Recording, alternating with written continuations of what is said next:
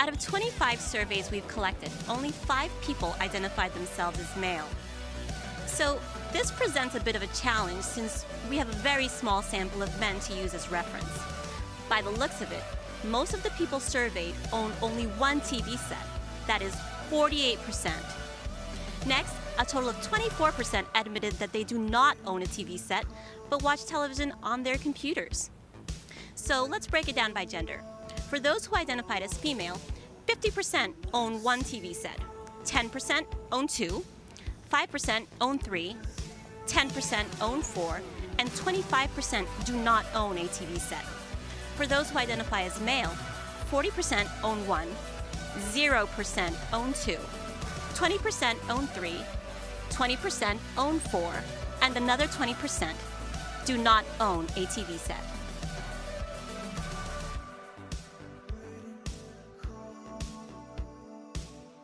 For the first part of the question, the results were pretty evenly split when we actually combined all the genres that we got into more comedic types versus more dramatic types. However, when taken just at face value, comedy clearly won out. As for the male answers, the more intense and dramatic genres actually beat out the more comedic and lighthearted ones. What was interesting about the second part of the question was, for the females at least, that one member of the female gender actually thought that their own gender was represented annoyingly and negatively on TV. As for the males, it turns out that a greater percentage of the males felt shame for the shows that they watched than the females did.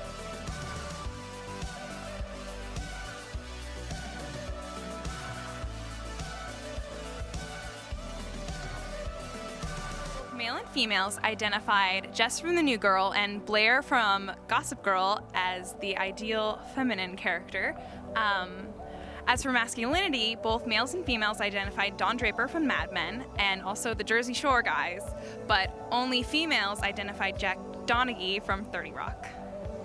All our results came from different genres, from comedy, drama, to even reality TV, so they were all across the board.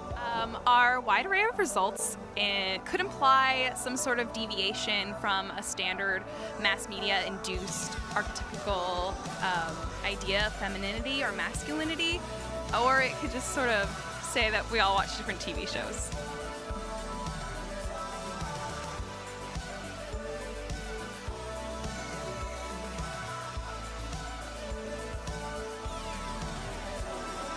The heart of this question was to understand how technology impacted both the characters on TV and the viewers who were watching the television.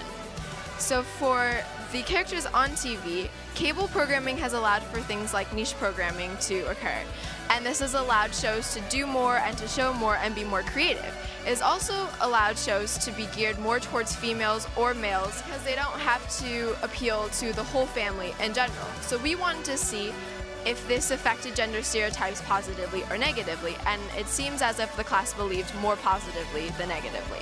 As for the viewers who are watching TV, technologies such as DVR and computers allow for things like time delay and multitasking.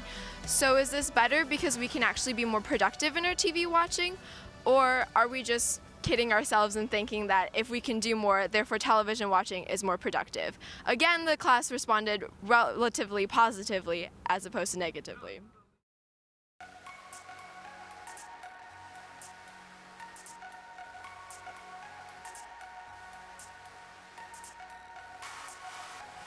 Question number 6. We asked people to select from a list of characteristics those they thought define masculinity. For those who identified as female, 5% said none of the above.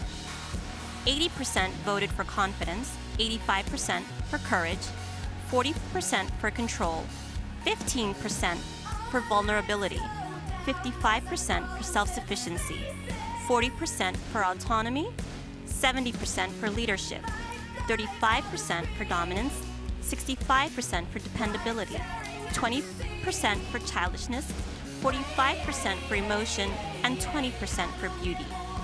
For those who identify as male, 0% said none of the above, 80% for confidence, 80% for courage, 80% for control, 20% vulnerability, 80% self-sufficiency, 80% autonomy, 80% leadership, 60% dominance, 80% dependability, 20% childishness, 80% emotion, and 0% beauty. Twice more men than women believe control and autonomy are characteristic of masculinity. Self-sufficiency and emotion are on a similar scale as control, but the gap is smaller.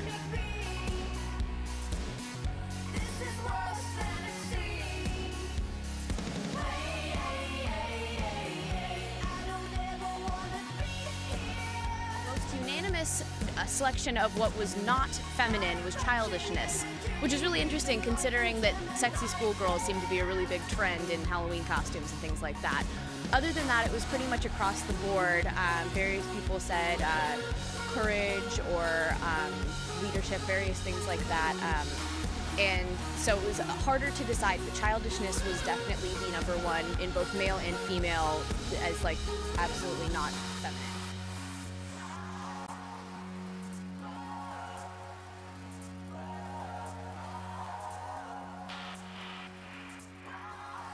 For this question, we consider daytime TV as shows like soap operas or talk shows, geared towards stay-at-home mothers.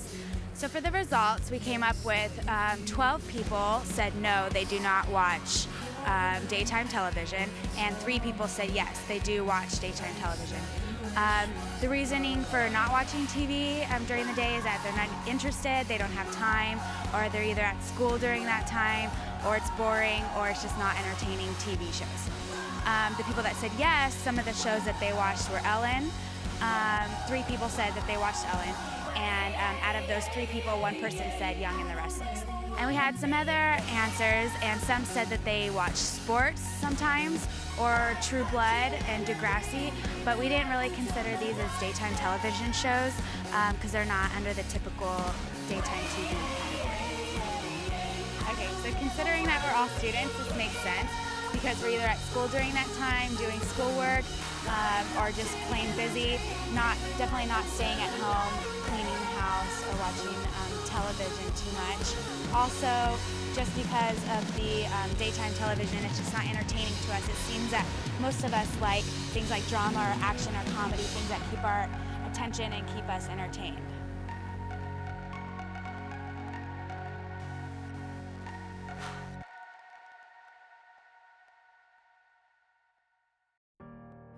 And for question 9, we had a variety of different responses, but generally people thought that they were either excited that women were having a larger role in comedy, or they had thought women were funny all along. So great news, nobody thought that we were really not funny ever.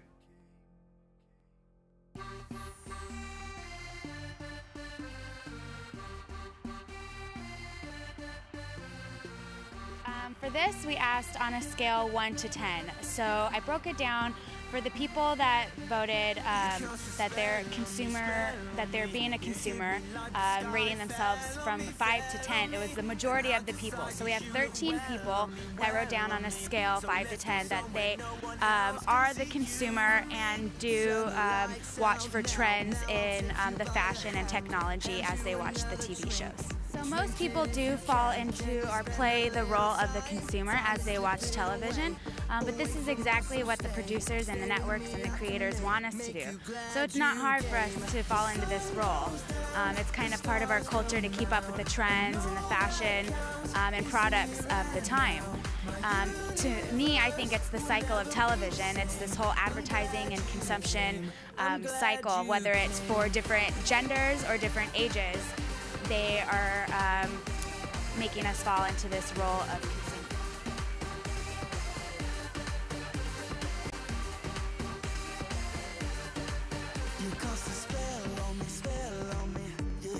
None of the 5 males answered this question, but among our female answerers, we have 2 Carries, 3 Samanthas, 2 Mirandas, and 2 Charlottes, 1 mix of Carrie, Samantha, and Charlotte, and 4 who specifically stated they were none of the above. These results can be interpreted that not a lot of people in our class like Sex and the City. Make you glad you came. The sun goes down, the stars come out.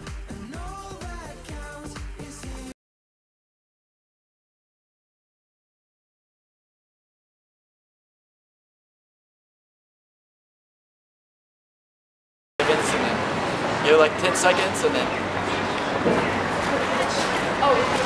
I'm going to zoom in. Good?